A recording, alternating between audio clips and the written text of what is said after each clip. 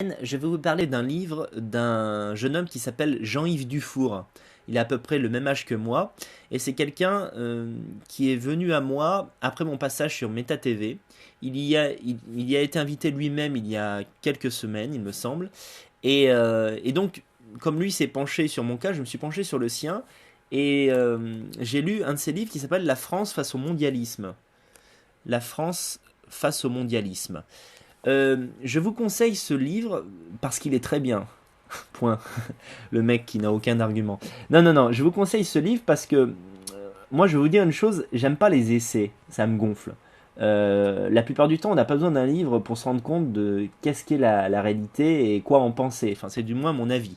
Donc, j'en lis très peu, mais sur le sujet, j'en avais lu quelques-uns, notamment cet épouvantable livre de Salim Laibi dont j'ai oublié le nom. Je crois qu'il y avait Mondialisme dedans, Critique du monde moderne ou je sais pas quoi, la faillite du monde moderne, qui était un foutraque, qui était insupportable. Et dans un genre similaire mais bien mieux écrit, je vous propose ce livre qui coûte 9 euros. Voilà, je viens de le voir. Oui, parce que je l'ai pas acheté, il me l'a offert en fait. Parce que moi je suis un copain. Voilà, mais toi faut que tu payes. C'est comme ça que ça marche. Voilà, donc j'ai lu ce bouquin et j'étais grandement surpris parce que, euh, comment dire, l'écriture est simple, c'est profond, mais pas chiant, et c'est rempli de références. C'est-à-dire que pour moi, l'utilité de ce bouquin, c'est vraiment, vous rencontrez un mec qui est gauchiste, mais qui est sur la pente de la droitisation. C'est-à-dire qu'en fait, il sent qu'il y a un truc de merde dans le monde, mais il n'arrive pas à mettre des mots là-dessus. Eh bien, plutôt que de lui présenter Daniel Quarsano, attendez un peu, présentez-lui d'abord Jean-Yves Dufour. Non pas que Jean-Yves Dufour soit un nazi de mon espèce, mais il met des mots simples sur les problématiques actuelles et notamment sur l'Union Européenne, cet enfer absolu qu'est l'Union Européenne et dont il faut sortir au plus vite. Et c'est très bien expliqué dans son bouquin. Et c'est une arme ça vous donnera des armes argumentatives face à des gauchos. Vous voyez? C'est-à-dire qu'il vous suffit de retenir une dizaine d'éléments clés de ce livre et que ce soit des citations ou comment dirais-je, des sources. C'est-à-dire qu'il donne énormément de sources de bouquins ou de déclarations surtout, de déclarations d'européistes dégueulasses comme Valéry Giscard d'Estaing, etc., qui vous permettront ensuite de faire les beaux devant des sales gauchistes de merde. Donc je remonte une dernière fois ce bouquin et je vous le conseille très fortement. À la semaine prochaine. Je vous avais parlé de ce type là, Jean-Yves Dufour. Ah, il y a des reflets, c'est chiant. Jean-Yves Dufour, je vous avais parlé, je crois, dans un de mes tout premiers hebdos. Il avait écrit un bouquin, c'était La France face au mondialisme, que j'avais encensé à l'époque par, j'allais dire presque par sens du devoir. Non pas que le livre n'était pas bon, mais il ne m'apprenait pas grand-chose. C'était un bouquin constat. Et je vous avais encouragé à l'acheter pour le donner à vos amis qui commencent dans la prise de conscience, on va dire, du fait de notre sodomie. Hein, parce que là, l'Europe se fait sodomiser. Excusez-moi d'être vulgaire, mais je vais au but. C'est une sodomie. C'est-à-dire que quand vous acceptez de vous mettre en position à quatre pattes, une sodomie passive en plus, hein, c'est-à-dire que vous ouvrez les fesses et vous dites à l'immigré, venez à l'intérieur, je t'accueille et j'en jouis. Eh bien, écoutez, c'est ce que nos dirigeants nous font. Hein, à l'insu de notre plein gré, hein, comme dirait l'autre, mais c'est ce qu'ils nous font. Alors évidemment, dans des pays comme les pays de l'Est, l'immense majorité des gens, et là je vous parle même des nanas que vous penseriez gauchistes, des nanas de 20-21 ans se disent mais on voit pas que ça nous arrive la même chose parce que on a le droit de rester dans un pays blanc, et puis les noirs ils sont comme ci, les arabes ils sont comme ça. Donc vous voyez, dans un pays qui est un peu normal sur le plan psychologique, les gens n'en veulent pas des immigrés, et ils ont le droit. Donc là, c'est vraiment nos élites qui nous trahissent intégralement, quoi. Donc bon, ce bouquin était vraiment très critique vis-à-vis de l'UE de manière justifiée, il le faisait de manière propre et très polie, et donc c'était un bouquin sympa à avoir dans sa bibliothèque. Là, j'ai vraiment apprécié la lecture de ce bouquin, Résistance et Tradition, parce que si vous voulez, c'est...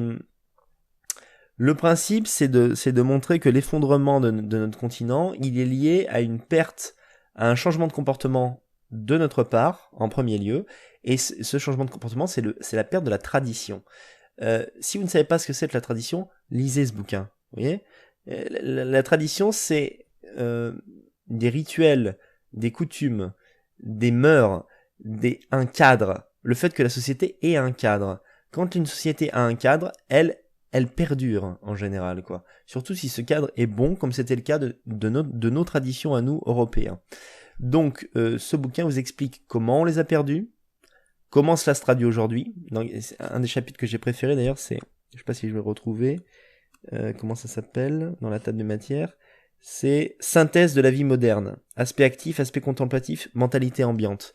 Alors là, c'est un des... De toute façon, je suis d'accord à 95% de ce qui est écrit dans ce bouquin, ce qui est assez rare pour être souligné. C'est un bouquin que j'aurais apprécié écrire. Je peux pas le dire autrement, si vous voulez, quoi.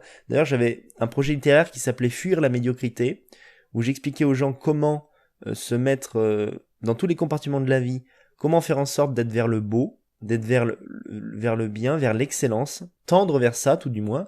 Et ce bouquin, en quelque sorte, en est une première partie. C'est-à-dire que je n'ai pratiquement même pas besoin d'écrire le mien, quoi. Par exemple, il est assez critique vis-à-vis des... Il y a tout un passage assez savoureux sur les jeux vidéo, sur la culture du divertissement, le fait que on pense que c'est inoffensif de regarder des films et de s'en contenter, alors que c'est justement pour ça qu'on n'est pas actif dans d'autres domaines et qu'on est des gros caca, hein, voilà, on est du gros caca, et je m'inclus là-dedans. Il m'arrive d'être en mode caca, moi. Il m'arrive de faire, pendant 3-4 jours, de faire de la grosse merde, des choses qui ne servent à rien, d'être contemplateur d'une vie de néant, si vous voulez, quoi. Donc je pense l'être un tout petit peu moins qu'un certain nombre de gens, notamment des gens qui me suivent, mais pas seulement, des gens de gauche, des gens de droite, on a été bouffé par le gauchisme. Le gauchisme nous a tous atteints, même ceux qui le critiquent. Et ce bouquin est très bien parce qu'il vous remet les yeux en face des trous, et je trouve qu'il mérite d'être acheté. Premièrement parce qu'il est bien, deuxièmement parce qu'il va vous servir. Il va vous servir, et encore une fois, le même conseil, c'est aussi un livre que vous pouvez offrir, qui est écrit dans une langue française plus que correcte, qui se lit facilement, et qui est, si vous voulez, la position de Jean-Yves, il est souverainiste. Donc on peut pas le taxer de nazisme. Il est même assez anti-Allemagne, d'une manière que je n'aime pas trop personnellement, quoi. Mais ce sont des détails, on n'en est pas là, quoi. Donc vraiment, après son premier livre, La France face au mondialisme, je sais pas si celui-là venait oui, je crois qu'il venait en second, celui-là. Eh bien, je vous propose de l'acheter, je le remonte une dernière fois. Retour au principe, vous voyez. Ça dit tout. C'est sobre, ça se lit vite.